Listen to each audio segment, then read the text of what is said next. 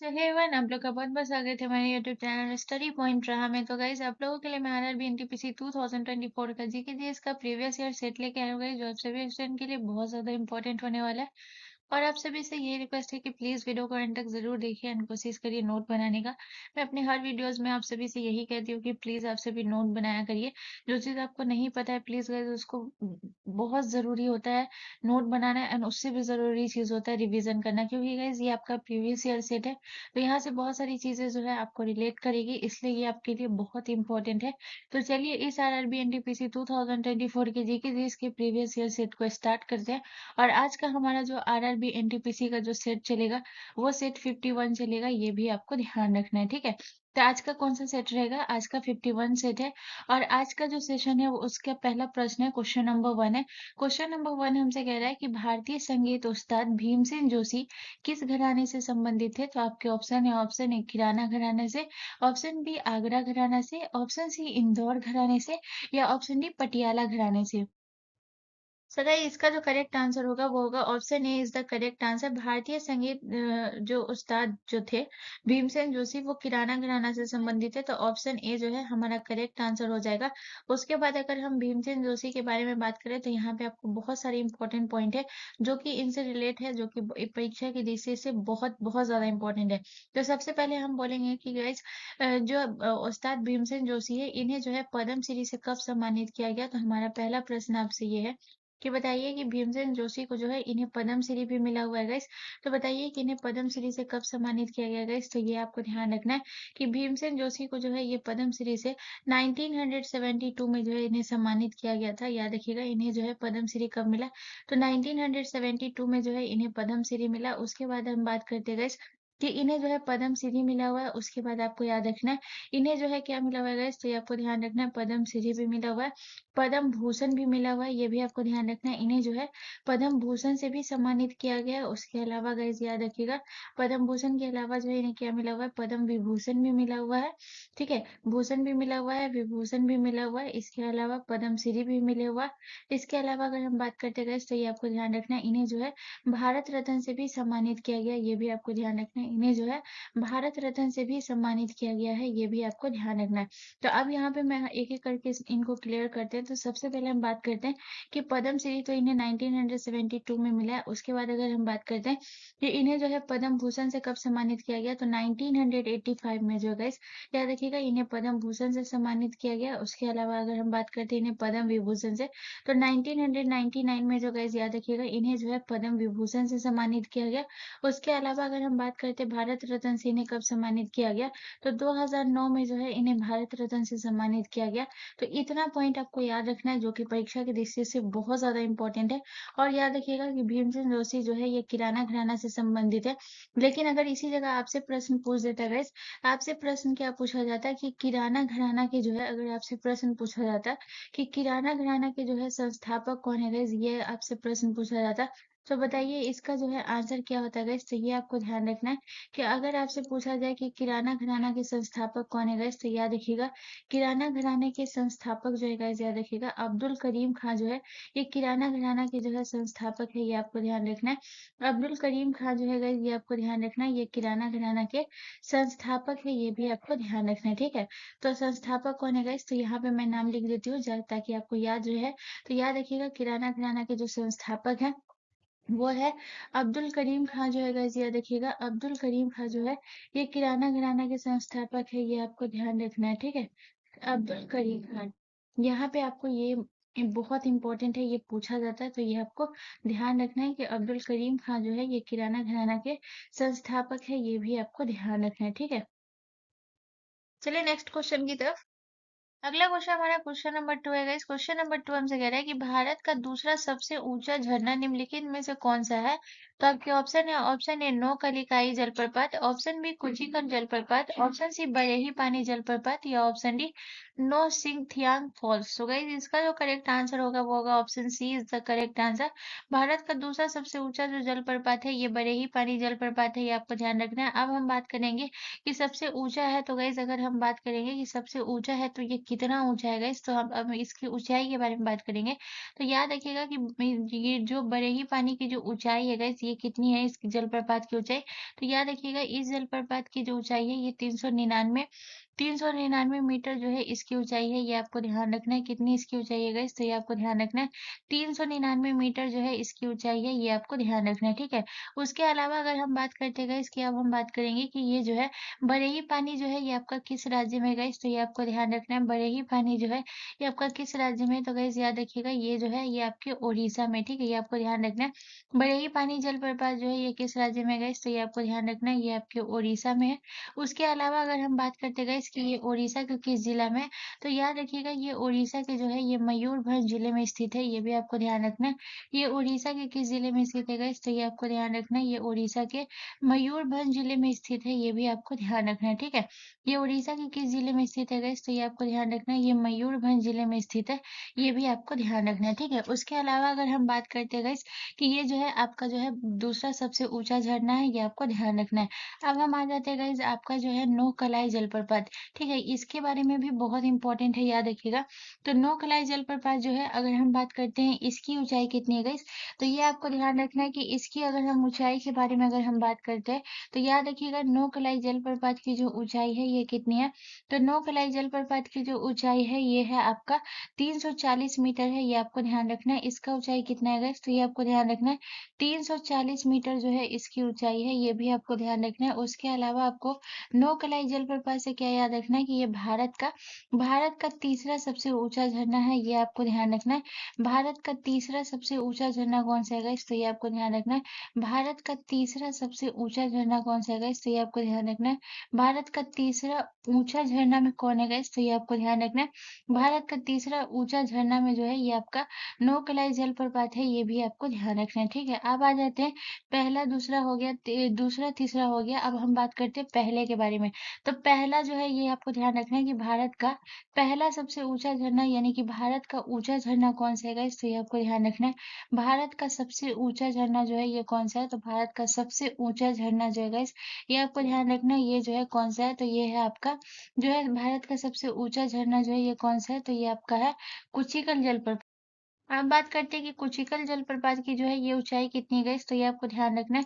इसकी अगर हम ऊंचाई के बारे में बात करते हैं गाइस, तो ये आपको ध्यान रखना है 455 मीटर जो है गाइस, ये आपको ध्यान रखना है 455 मीटर जो है इसकी जो है ऊंचाई कितनी है कुचिकल जलप्रपात की, तो 455 मीटर जो है इसकी ऊंचाई है, ये भी आपको ध्यान रखना है। उसके अलावा अगर हम बात करते हैं गाइस कि ये जो है आपका जो है किस राज्य में है गाइस, तो ये आपको ध्यान रखना है, ये कर्नाटक में है, यह भी आपको ध्यान रखना है। कुचिकल जलप्रपात जो है ये आपका कहाँ है गाइस, तो मैं यहाँ पे लिख देती हूँ। कुचिकल जलप्रपात जो है ये आपका कहाँ है गाइस, तो ये आपको ध्यान रखना है। कुचिकल जलप्रपात जो है ये कर्नाटक में है, ये भी आपको ध्यान रखना है। उसके अलावा अगर हम बात करते हैं कि ये जो है आपका किस नदी पर है गाइस, तो ये भी आपको ध्यान रखना है। ये जो है कुचिकल जलप्रपात जो है ये किस नदी पे है गाइस, तो ये आपको ध्यान रखना है, ये वराही नदी पर है। तो ये भी आपको ध्यान रखना है, कुचिकल जलप्रपात जो है ये किस नदी पर है, तो याद रखिएगा वराही नदी पर जो है ये आपका कुचिकल जलप्रपात है, ये भी आपको ध्यान रखना है, ठीक है? और याद रखिएगा ये कर्नाटक के किस जिले में है गाइस, तो ये आपको ध्यान रखना है। कर्नाटक के जो है गाइस याद रखिएगा ये जो है शिमोगा जिले में है। तो ये भारत का सबसे ऊंचा झरना है, तो यहाँ से बहुत सारे प्रश्न बनेंगे, तो ये आपको ध्यान रखना है। कर्नाटक के किस जिले में है गाइस, तो ये आपको ध्यान रखना है कर्नाटक के शिमोगा जिले में है, ये भी आपको ध्यान रखना है, ठीक है? अगर हम बात करते हैं यहाँ पे मेरे से एक चीज छूटी है जो कि है नोकलाई जलप्रपात। अगर हम बात करते हैं कि नोकलाई जलप्रपात जो है ये आपका कहाँ है गाइस, तो ये आपको ध्यान रखना है। नोकलाई जलप्रपात जो है ये आपका मेघालय में है, ठीक है? ये भी आपको ध्यान रखना है। तो नोकलाई जलप्रपात जो है ये आपका कहाँ है गाइस, तो ये आपको ध्यान रखना है। ये आपके मेघालय में है, ये भी आपको ध्यान रखना है। चलिए नेक्स्ट क्वेश्चन की तरफ। अगला क्वेश्चन हमारा क्वेश्चन नंबर 3 है गाइस। क्वेश्चन नंबर 3 कह रहा है कि हम्पी को किस वर्ष यूनेस्को द्वारा विश्व धरोहर स्थल के रूप में घोषित किया गया था? तो आपके ऑप्शन ए 2002 में, ऑप्शन बी 1986 में, ऑप्शन सी 1984 में, या ऑप्शन डी 1983 में। सो गाइस इसका जो करेक्ट आंसर होगा गाइस कि हम्पी को किस वर्ष किया गया था गाइस, तो याद रखिएगा 1986 में जो है इसे यूनेस्को में शामिल किया गया है, तो ये भी आपको ध्यान रखना है। तो ऑप्शन बी हमारा करेक्ट आंसर हो जाएगा। अब हम हम्पी से रिलेटेड कुछ इंपॉर्टेंट पॉइंट को देखेंगे गाइस। तो सबसे पहले हम बात करते हैं कि हम्पी आपका कहाँ है गाइस, तो ये आपको ध्यान रखना है।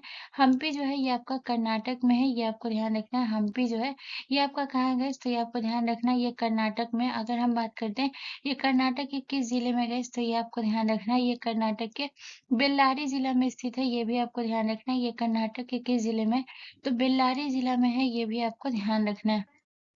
उसके बाद बात करते हैं कि ये किस नदी के तट पे है गाइस, तो ये आपको ध्यान रखना है, ये जो है आपके तुंगभद्रा नदी के तट पे स्थित है। तो ये भी आपको ध्यान रखना है कि ये जो है आपके किस नदी के तट पर स्थित है गाइस, तो ये आपको ध्यान रखना है कि ये जो है हम्पी जो है ये आपका तुंगभद्रा नदी के तट पर है, ये भी आपको ध्यान रखना है। ठीक है, ये किस नदी के तट पे है गाइस, तो ये आपको ध्यान रखना है कि तुंगभद्रा नदी के तट पे आपका कौन सा है गाइस, तो यह देखिएगा तुंगभद्रा नदी के तट पर जो है ये आपका जो है हम्पी है, ये भी आपको ध्यान रखना। और ये मोस्ट इंपॉर्टेंट है क्योंकि ये आपका प्रीवियस ईयर प्रश्न पूछा गया था गाइस, ये आपको ध्यान रखना है। ठीक है, और याद रखिएगा कि तुंगभद्रा नदी का जो है ये पुराना नाम क्या था गाइस, तो ये आपको ध्यान रखना है कि तुंगभद्रा नदी का जो है पुराना नाम क्या था गाइस, तो ये आपको ध्यान रखना है। तुंगभद्रा नदी का जो है पुराना नाम जो है ये पंपा था, ये आपको ध्यान रखना है। पंपा जो है याद रखिएगा ये जो है पुराना नाम था, ये भी आपको ध्यान रखना है। ठीक है, पंपा जो है ये किसका, तुंगभद्रा का पुराना नाम था, ये भी आपको ध्यान रखना है। ठीक है, उसके अलावा बात कर 2002 में जो है यूनेस्को में किसे शामिल किया गया था गाइस, तो ये आपको ध्यान रखना है। 2002 में जो है ये महाबोधि को मंदिर को शामिल किया गया था, ये आपको ध्यान रखना है। 2002 में जो है ये किसे यूनेस्को में शामिल किया गया था गाइस, तो ये आपको ध्यान रखना है। महाबोधि मंदिर को जो है ये कब शामिल किया गया था गाइस, तो ये आपको ध्यान रखना है। महाबोधि मंदिर को जो है ये 2002 में शामिल किया गया था, ये भी आपको ध्यान रखना है। उसके बाद अगर हम बात करते हैं 1984 में इसमें जो है कोणार्क सूर्य मंदिर को जो है ये कब शामिल किया गया था गाइस, तो ये आपको ध्यान रखना है। कोणार्क सूर्य मंदिर को जो है गाइस याद रखिएगा, कोणार्क सूर्य मंदिर को जो है यूनेस्को में कब शामिल किया गया, और ये भी मोस्ट इंपॉर्टेंट प्रश्न है गाइस, याद रखिएगा। तो कोणार्क सूर्य मंदिर को जो है ये 1984 में जो है इसे जो है यूनेस्को में शामिल किया गया है, कोणार्क सूर्य मंदिर को, ये भी आपको ध्यान रखना है। उसके अलावा अगर हम बात करते हैं 1983 की गाइस, तो ये आपको ध्यान रखना है कि ताजमहल को जो है यूनेस्को में कब शामिल किया गया, तो ताजमहल को जो है यूनेस्को में शामिल किया गया था गाइस, ये आपको ध्यान रखना है। ताजमहल को यूनेस्को में कब शामिल किया गया, तो 1983 में जो है ताजमहल को शामिल किया गया। अजंता और एलोरा की गुफा को भी शामिल किया गया, तो यहाँ पे लिख लीजिएगा गाइस, अजंता की गुफा को भी यूनेस्को में कब शामिल किया गया, तो याद रखिएगा अजंता की गुफा को भी 1983 में किया गया। और एलोरा की गुफा को भी कब किया गया गाइस, तो ये आपको ध्यान रखना है। एलोरा की गुफा को भी जो है गाइस याद रखिएगा 1983 में जो है इसे यूनेस्को में शामिल किया गया। उसके अलावा गाइस हम्पी से एक पॉइंट आपको ये भी याद रखना है। हम्पी से आपको एक पॉइंट क्या याद रखना है गाइस, तो ये आपको ध्यान रखना है कि हम्पी से आपको कौन सा, कि विजयनगर साम्राज्य की राजधानी जो थी ये कहाँ थी गाइस, तो ये आपको ध्यान रखना है। ये बहुत इंपॉर्टेंट प्रश्न है, याद रखिएगा। विजयनगर साम्राज्य की राजधानी जो है ये कहाँ थी गाइस, तो ये आपको ध्यान रखना है। विजयनगर साम्राज्य की राजधानी जो है, विजयनगर साम्राज्य की राजधानी जो है ये कहाँ थी गाइस, तो ये आपको ध्यान रखना है। विजयनगर साम्राज्य साम्राज्य की राजधानी जो थी गाइस ये कहाँ थी, तो हम्पी थी, ये भी आपको ध्यान रखना है। विजयनगर साम्राज्य की राजधानी जो थी गाइस ये आपको ध्यान रखना है, बहुत इंपॉर्टेंट प्रश्न है, याद रखिएगा। तो विजयनगर साम्राज्य की जो राजधानी थी गाइस ये कहाँ थी, तो ये भी आपको ध्यान रखना है। विजयनगर साम्राज्य की राजधानी जो थी ये हम्पी थी, ये भी आपको ध्यान रखना है। ठीक है, ये कौन सी जगह थी, हम्पी, जो कि कर्नाटक में बेल्लारी जिला में है, ये भी आपको ध्यान रखना है। चलिए नेक्स्ट क्वेश्चन की तरफ। अगला क्वेश्चन हमारा क्वेश्चन नंबर 4 है गाइस। क्वेश्चन नंबर 4 कह रहा है कि निम्नलिखित में से कौन सा लोक नृत्य त्रिपुरा से संबंधित है, तो आपके ऑप्शन है Bhojgiri, option B Garba, option C Kummi, या ऑप्शन डी विदेशिया। सो गाइस इसका जो करेक्ट आंसर है वो है option A is the correct answer. Bhojgiri जो है ये आपके त्रिपुरा से संबंधित है। उसके अलावा अगर कुम्मी की बात करें तो कुम्मी जो है ये कहाँ से संबंधित है गाइस, तो ये आपको ध्यान रखना है। कुम्मी जो है गाइस तमिलनाडु से जो संबंधित है, ये कौन सा नृत्य है गाइस, तो ये आपको ध्यान रखना है। कुम्मी जो है ये कहाँ से संबंधित है, तो कुम्मिल जो है गाइस ये आपको ध्यान रखना है, ये तमिलनाडु से संबंधित है। उसके अलावा अगर बात करते हैं गाइस गरबा जो है ये आपके कहाँ से संबंधित है, तो गरबा जो है ये आपके गुजरात से संबंधित है। गरबा जो है ये कहाँ से संबंधित है, तो गरबा जो है ये आपके गुजरात से संबंधित है। उसके अलावा अगर विदेशिया की बात करें तो विदेशिया कहाँ से संबंधित है गाइस, तो ये आपको ध्यान रखना है। विदेशिया जो है ये बिहार से संबंधित है। और आपका होजगिरी जो है ये कहाँ से संबंधित है, तो होजगिरी जो है ये आपके त्रिपुरा से संबंधित है। ये भी आपको ध्यान रखना है, ठीक है। तो यहाँ से इतना पॉइंट आपको क्लियर रखना है। अब हम बात करेंगे कि त्रिपुरा से जो है कौन कौन सा नृत्य जो है ये संबंधित है, ठीक है। तो अब हम बात करेंगे त्रिपुरा से संबंधित लोक नृत्य। तो याद रखिएगा त्रिपुरा से जो संबंधित लोक नृत्य है इसमें जो है होजगिरी हो गया। इसके अलावा गाइज आपको याद रखना है गोरिया। गोरिया जो है ये कहाँ का लोक नृत्य हो गया गाइज, तो ये आपको ध्यान रखना है। गोरिया जो है ये त्रिपुरा का हो गया, ये आपको ध्यान रखना है, गोरिया हो गया। उसके अलावा अगर हम बात करते हैं गोरिया के अलावा जो है और आपको कौन सा हो गया, तो गोरिया के अलावा जो है गाइज आपको याद रखना है आपका हो गया झूम। झूम जो है ये कहाँ का लोक नृत्य हो गया गाइज, तो ये आपको ध्यान रखना है। झूम जो है ये भी आपकी त्रिपुरा का लोक नृत्य हो गया। उसके अलावा अगर बात करते हैं झूम के अलावा और कौन सा लोक नृत्य हो गया त्रिपुरा का, तो याद रखिएगा सुमानी जो है ये कहाँ का हो गया गाइस, तो याद देखिएगा मसक सुमानी जो है ये कहाँ का हो गया, तो ये हो गया आपका जो है गाइस, याद रखिएगा मसक सुमामी जो है ये कहाँ का हो गया गाइस, तो ये भी आपको ध्यान रखना है, ये त्रिपुरा का हो गया, तो ये आपको ध्यान रखना है। मसक सुमानी जो है ये कहाँ का हो गया गाइस, तो ये आपको ध्यान रखना है। मसक सुमानी जो है ये भी आपके त्रिपुरा का लोक नृत्य हो गया। तो त्रिपुरा के कुछ लोक नृत्य है जो कि बहुत इंपॉर्टेंट है परीक्षा की दृष्टि से, तो ये आपको याद रखना है, ठीक है। चलिए नेक्स्ट क्वेश्चन की तरफ। अगला क्वेश्चन हमारा क्वेश्चन नंबर 5 है गाइस। क्वेश्चन नंबर 5 हमसे कह रहा है कि निम्नलिखित में से किसे प्राथमिक चट्टानों की श्रेणी में रखा जाता है। तो आपके ऑप्शन है अवसादी चट्टाने, ऑप्शन बी आग्नेय चट्टाने, ऑप्शन सी रूपांतरित चट्टाने या ऑप्शन डी कायांतित चट्टाने। सो गाइस इसका जो करेक्ट आंसर होगा गाइस वो होगा आपका जो है ऑप्शन बी जो है करेक्ट आंसर हो जाएगा। आग्नेय चट्टान को गाइस देखिएगा प्राथमिक चट्टानों की श्रेणी में रखा जाता है, ये आपको ध्यान रखना है।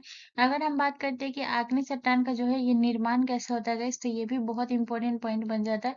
तो याद रखिएगा अगर आपसे पूछा जाए कि आग्नेय चट्टान का जो है ये निर्माण कैसे होता है गाइस, तो ये आपको ध्यान रखना है। आग्नेय चट्टान का जो निर्माण होता है ये मैग्मा के ठंडा होने से जो है किस चट्टान का निर्माण होता है गाइस, तो ये आपको ध्यान रखना है।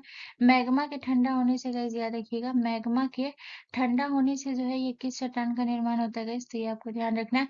मैग्मा के ठंडा होने से जो है ये किस चट्टान का निर्माण होता है, आग्नेय चट्टान का निर्माण जो है ये मैग्मा के ठंडा होने से होता है, ये भी आपको ध्यान रखना है, ठीक है। उसके अलावा अगर हम बात करते हैं कि आग्नेय चट्टान के उपयोग के बारे में बात करते गए, तो यहाँ पे मैं उपयोग लिखा रही हूँ कि इसका जो है उपयोग एक्चुअल में कहाँ कहाँ होता है गाइस, ये आपको ध्यान रखना है।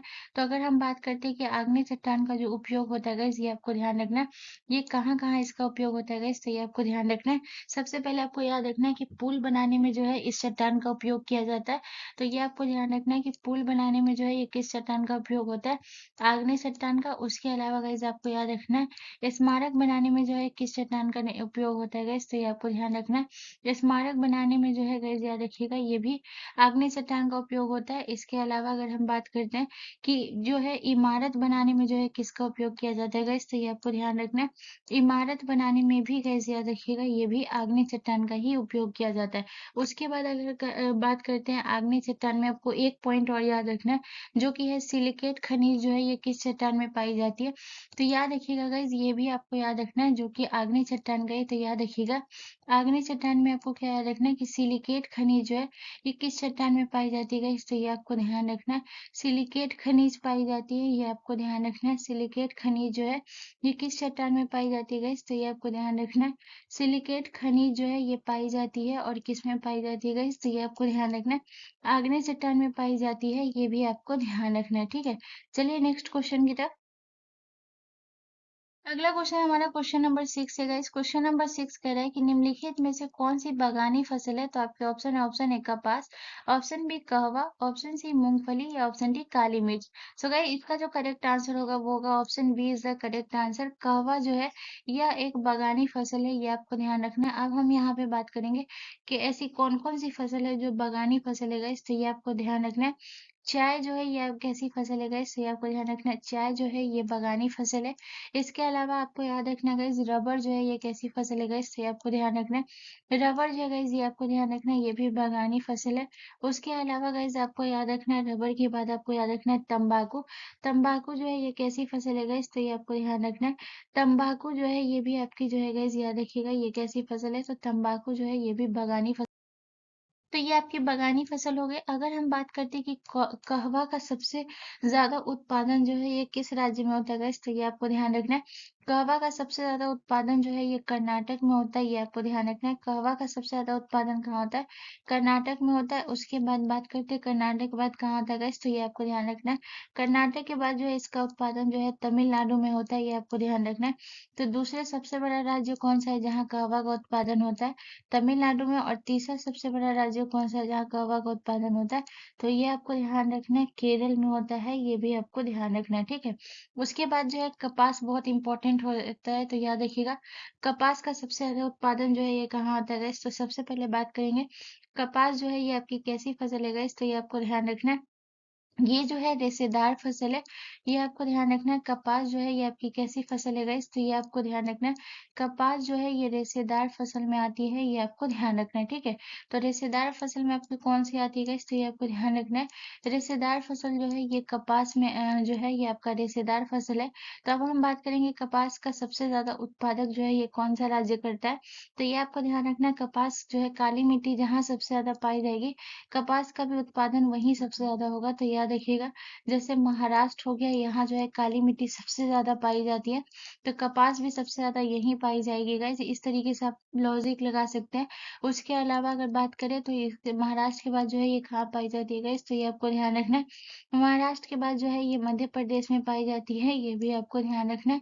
तो मध्य प्रदेश इसका दूसरा राज्य हुआ। उसके अलावा गाइस बात करते हैं, आपको याद रखना है गुजरात हो गया।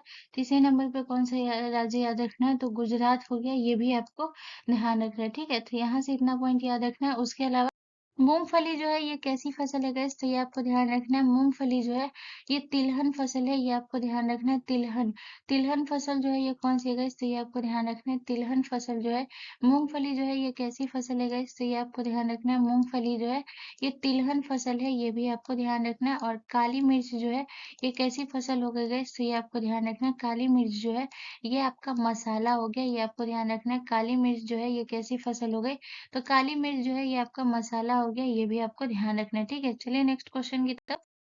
अगला क्वेश्चन हमारा क्वेश्चन नंबर 7 है गाइस। क्वेश्चन नंबर 7 हमसे कह रहा है कि निम्नलिखित में से कितने राज्यों की सीमा जो है ये असम से लगती है? तो आपके ऑप्शन है 3 राज्यों की, ऑप्शन बी 7 राज्यों की, ऑप्शन सी 5 राज्यों की, या ऑप्शन डी 2 राज्यों की। तो गाइस इसका जो करेक्ट आंसर होगा वो होगा option B is the correct answer. Assam की जो सीमा है ये 7 राज्यों से होकर लगती है, ये आपको ध्यान रखना है। अगर हम बात करते हैं गाइस कि यहाँ पे अगर हम बात करते हैं, जो कि बहुत ज्यादा इंपॉर्टेंट पॉइंट है, ये आपको ध्यान कि कौन-कौन से राज्य से जो है ये इसकी सीमा लगती है गाइस, तो ये आपको ध्यान रखना है। तो सबसे पहले बात करते हैं गाइस कि इसकी जो सीमा लगती है गाइस, ये आपको ध्यान रखना है। किस-किस राज्यों से लगती है गाइस, तो ये आपको ध्यान रखना है। त्रिपुरा से जो है इसकी सीमा लगती है, ये आपको ध्यान रखना है। असम की सीमा जो है ये कितने राज्यों से? 7 राज्यों से। तो पहला राज्य आपको याद रखना है त्रिपुरा से लगती है। दूसरा राज्य जो है ये आपको किस राज्य से रखना है? तो याद रखिएगा मेघालय से जो है असम की सीमा लगती है, ये आपको ध्यान रखना है। तो दूसरा राज्य कौन सा हो गया?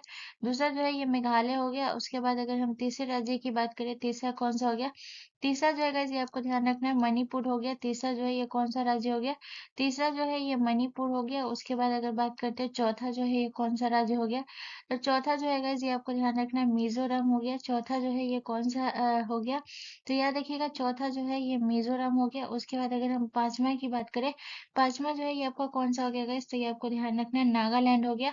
पांचवा जो है ये आपका कौन सा हो गया गाइस? तो ये आपको ध्यान रखना है पांचवा जो है ये आपका नागालैंड हो गया। उसके बाद अगर हम बात करते हैं छठा, छठा जो है ये आपका कौन सा हो गया गाइस? तो ये आपको ध्यान रखना है नागालैंड के बाद है जो कि आपको याद रखना है कौन सा हो गया गाइस? पश्चिम बंगाल हो गया। जो कि है ये आपका कौन सा हो गया गाइस? तो ये आपको ध्यान रखना है जो है आपका जो है पश्चिम बंगाल हो गया। उसके अलावा गाइस बात करते हैं और कौन सा हो गया?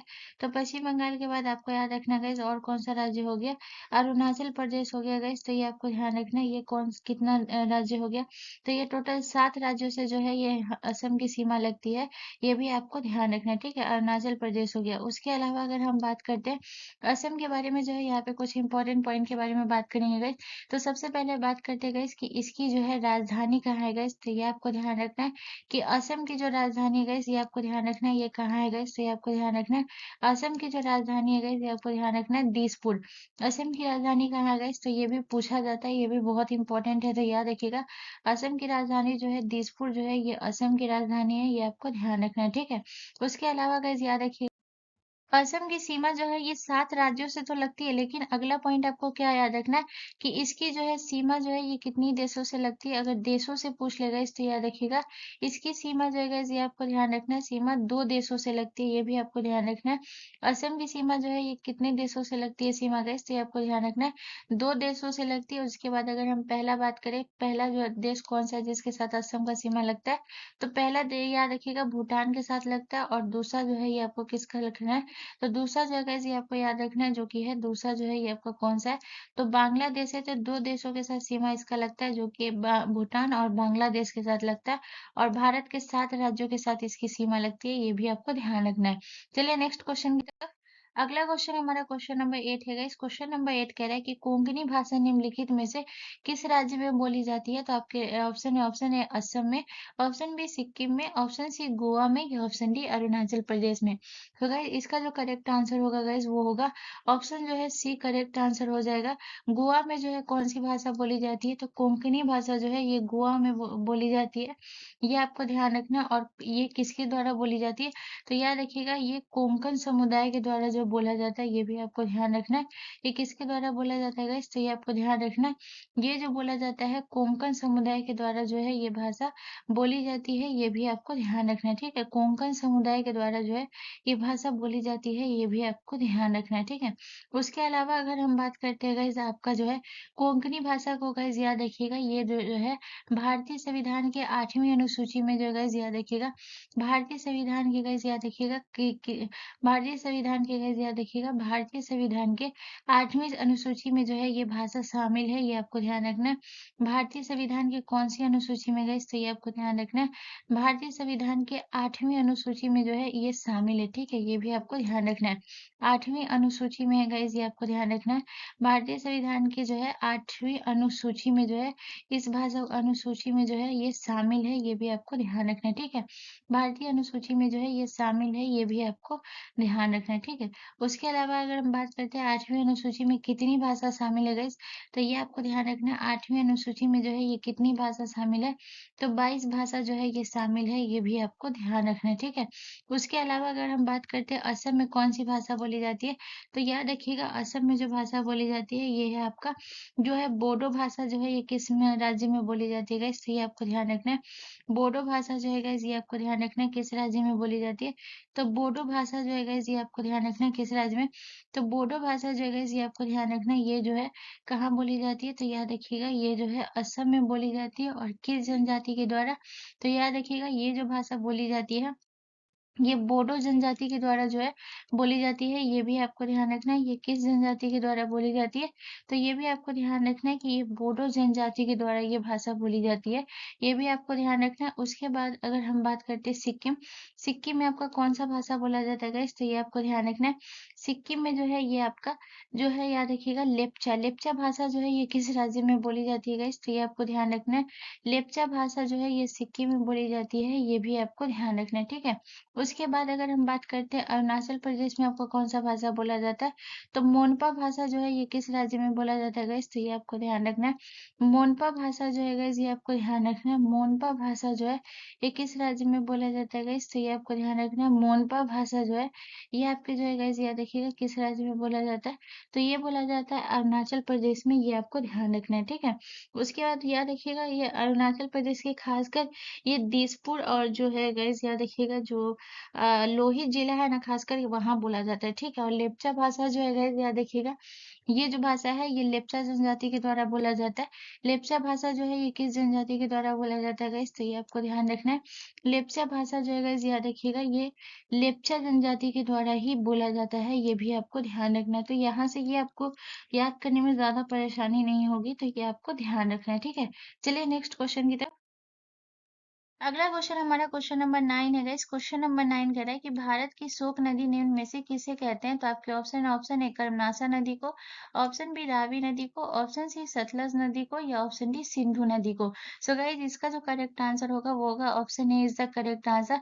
भारत का शोक नदी जो है ये किसे कहा गया है, तो याद रखिएगा कर्मनासा नदी को कहा गया है, ये आपको ध्यान रखना है। ठीक है, उसके अलावा हम बात करते गाइस कि कर्मनासा नदी की जो है गाइस याद रखिएगा कि कुल लंबाई कितनी है गाइस, तो ये आपको ध्यान रखना है कि कर्मनाशा नदी की अगर हम कुल लंबाई के बारे में बात करें गाइस, तो ये आपको ध्यान रखना है कि कर्मनाशा नदी की जो है कुल लंबाई कितनी है गाइस, तो ये आपको ध्यान रखना है। इसकी कुल लंबाई 192 किलोमीटर है, ये भी आपको ध्यान रखना है। इसकी कुल लंबाई कितनी है गाइस, तो ये आपको ध्यान रखना है 192 किलोमीटर जो है इसकी कुल लंबाई है, ये आपको ध्यान रखना है।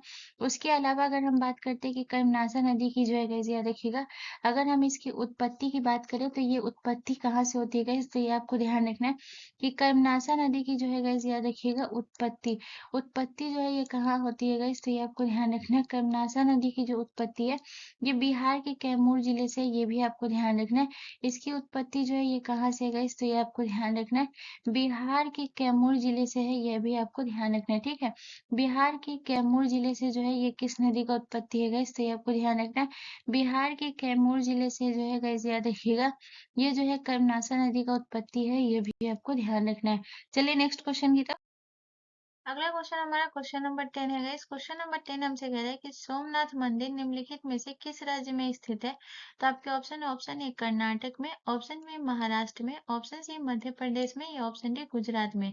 सो गाइस इसका जो करेक्ट आंसर होगा वो होगा option D is the correct answer. Gujarat में जो है आपका कौन सा मंदिर है, सोमनाथ मंदिर है, ये आपको ध्यान रखना है। उसके बाद अगर हम बात करते हैं कि सोमनाथ मंदिर जो है ये किसको समर्पित है गाइस, तो ये आपको ध्यान रखना है सोमनाथ मंदिर जो है ये शिव को समर्पित है, ये भी आपको ध्यान रखना है। ये मंदिर जो है ये किसको समर्पित है, तो याद रखिएगा सोमनाथ मंदिर जो है ये शिव को समर्पित है, ये भी आपको ध्यान रखना है। बहुत इंपॉर्टेंट पॉइंट है, ये आपको ध्यान रखना है। ठीक है, शिव को समर्पित है, ये भी आपको ध्यान रखना है। चलिए नेक्स्ट क्वेश्चन की तरफ।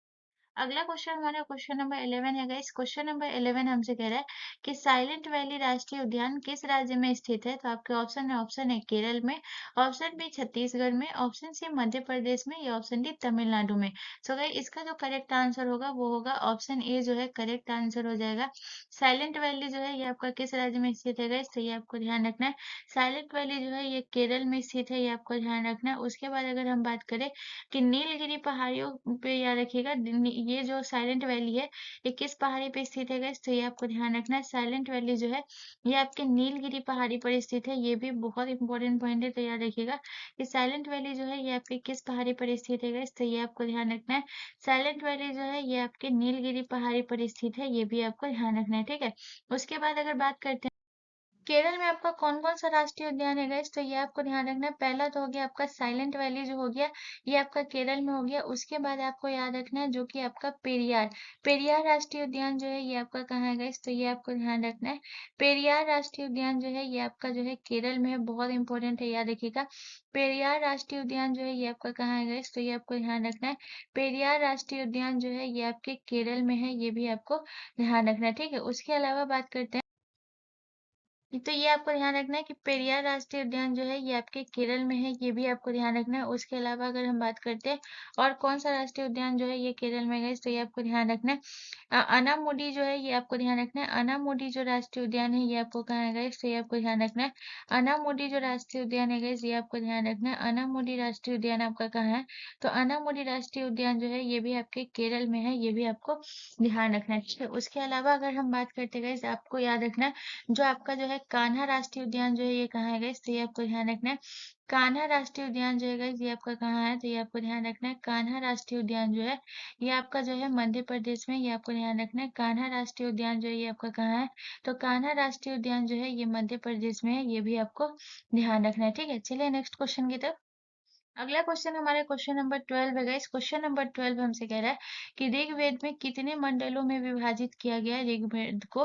तो आपके ऑप्शन है 30 मंडलों में, 10 मंडलों में, ऑप्शन बी 12 मंडलों में, ऑप्शन सी 8 मंडलों में या ऑप्शन डी 16 मंडलों में। सो गाइस इसका जो करेक्ट आंसर होगा वो होगा option A is the correct answer. Rigveda को जो है ये 10 मंडलों में विभाजित किया गया और कितने सूक्त में किया गया गाइस, तो ये आपको ध्यान रखना है। 1028 सूक्त में जो है इसे विभाजित किया गया, ये आपको ध्यान रखना है। तो अगर मंडल पूछे तो 10 मंडल में, और अगर सूक्त पूछे कि ऋग्वेद में कितने सूक्त है तो याद रखिएगा ऋग्वेद में जो है ये 1028 सूक्त है, ये भी आपको ध्यान रखना है। ठीक है, चलिए नेक्स्ट क्वेश्चन की तरफ। अगला क्वेश्चन हमारा क्वेश्चन नंबर 3 है गाइस, 13 है गाइस। क्वेश्चन नंबर 13 कह रहा है कि उद्गार के आधार पर ज्वालामुखी कितने प्रकार के होते हैं। तो आपके ऑप्शन है 3 प्रकार के, ऑप्शन बी 2 प्रकार के, ऑप्शन सी 4 प्रकार के या ऑप्शन डी 5 प्रकार के। सो गाइस इसका जो करेक्ट आंसर होगा वो होगा option A is the correct answer. उद्गार के आधार पे जो है ये कितने प्रकार के होते हैं गाइस, तो ये आपको ध्यान रखना है। उद्गार के आधार पे जो है ये 3 प्रकार के होते हैं, ये आपको ध्यान रखना है। अगर हम बात करें कि ये 3 प्रकार के कौन-कौन से गाइस, तो ये आपको ध्यान रखना है। पहला जो है ये आपको ध्यान रखना है कौन-कौन सा प्रकार है, तो पहला आपको याद रखना है सक्रिय ज्वालामुखी। पहला आपको कौन सा ज्वालामुखी याद रखना है, पहला जो हो गया ये आपका सक्रिय ज्वालामुखी हो गया। दूसरा जो है ये आपका कौन सा हो गया, दूसरा जो है गाइस ये आपको याद रखना है सुषुप्त ज्वालामुखी। दूसरा जो है ये आपका कौन सा ज्वालामुखी हो गया, तो दूसरा जो हो गया ये आपका सुषुप्त ज्वालामुखी हो गया। और उसके बाद अगर हम तीसरा बात करें, तीसरा जो है ये आपका कौन सा ज्वालामुखी हो गया, तीसरा जो है ये आपका मृत ज्वालामुखी हो गया। ये भी आपको ध्यान रखना है। चलिए नेक्स्ट क्वेश्चन की तरफ। अगला क्वेश्चन हमारा क्वेश्चन नंबर 14 है गाइस। क्वेश्चन नंबर 14 कह रहा है कि निम्नलिखित में से कौन अर्थव्यवस्था के प्राथमिक क्षेत्र के अंतर्गत आता है, तो आपके ऑप्शन है, ऑप्शन ए कृषि, ऑप्शन बी उद्योग, ऑप्शन सी शिक्षा, या ऑप्शन डी पर्यटन। सो गाइस इसका जो करेक्ट आंसर होगा वो होगा ऑप्शन जो है ए करेक्ट आंसर हो जाएगा। कृषि जो है ये आपके अर्थव्यवस्था के प्राथमिक क्षेत्र में आता है। अर्थव्यवस्था में अगर हम बात करें तो कौन कौन सा क्षेत्र रहेगा, तो ये आपको ध्यान रखना है। जो है आपका प्रथम जो है पहला प्राइमरी, दूसरा जो है ये आपको ध्यान रखना है, और तीसरा जो है आपको, ये 3 जो है क्षेत्र है। 3 क्षेत्र में आपका कौन-कौन सा आता है गाइस, तो ये आपको ध्यान रखना है। प्राथमिक में जो है ये आपका कौन सा आता है गाइस, तो ये आपको ध्यान रखना है। प्राथमिक में जो है ये आपका कृषि आता है, ये आपको ध्यान रखना है। दूसरे में जो है ये आपका कौन आता है, इंडस्ट्रीज यानी कि उद्योग आता है। और तीसरे में जो है ये आपका तीसरा श्रेणी कौन सा आता है गाइस, तो ये आपको ध्यान रखना है। तीसरे में जो है ये आपका हो गया शिक्षा हो गया। उसके अलावा गाइस याद रखिएगा बैंकिंग हो गया, शिक्षा हो गया, बैंकिंग हो गया, ये सब जो है ये किसमें आता है, शिक्षा हो गया, बैंकिंग हो गया, ये सब जो है आपका टर्सरी सेक्टर में आता है। ये भी आपको ध्यान रखना है, ठीक है। चलिए नेक्स्ट क्वेश्चन की तरफ।